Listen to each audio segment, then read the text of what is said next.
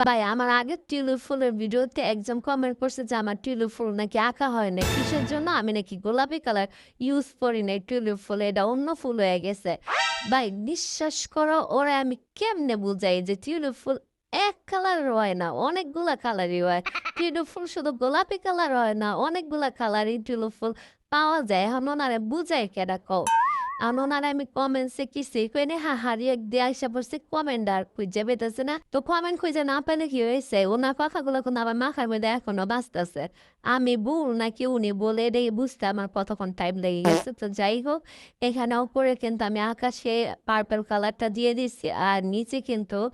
একটু pink colour একটু orange colour একটু হোয়াইট কালার মিক্স করে এই কালারটা আনছি ঠিক আছে এটা আবার দিয়ে দিলাম পার্পল কালারের নিচে আর এখানে মাউন্ট এভারেস্ট স্টার্ট করতেছি ব্লু কালারটা দিয়ে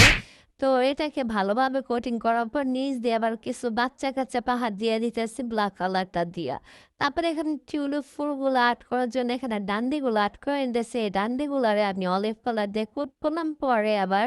আমি একটু অলিভ কালারের সাথে একটু টিয়া কালার একটু ইয়েলো কালার হালকা এক ফোঁটা একটু হোয়াইট কালার মিক্স করে এই পাতার কালারটা আনছি ঠিক আছে এই পাতার কালার হাইলাইটটা করছে আবার একটু ইয়েলো আর একটু হোয়াইট কালারটা দিয়ে এখন আমি এখানে ভায়োলেট কালারটা দিয়ে নিচ্ছি টিউলিপ ফুলের জন্য টিউলিপ ফুলের হাইলাইট করার জন্য আমি একটু পিঙ্কের সাথে হোয়াইট মিক্স করে তারপরে এখানে কিন্তু আমি দিছি আর কিছু কিছু জায়গা ভায়োলেট কালারের সাথে হোয়াইট কালার মিক্স করে কিন্তু আমি হাইলাইটটা করছি তো পেন্টিংটি আমার কমপ্লিট কেমন হলো অবশ্যই কমেন্ট করে জানাবা আর তোমরাও কি মনে করো একটাই কালার আছে পিঙ্ক কালার টিউলিপ ফুলের অবশ্যই কমেন্ট করে জানাবো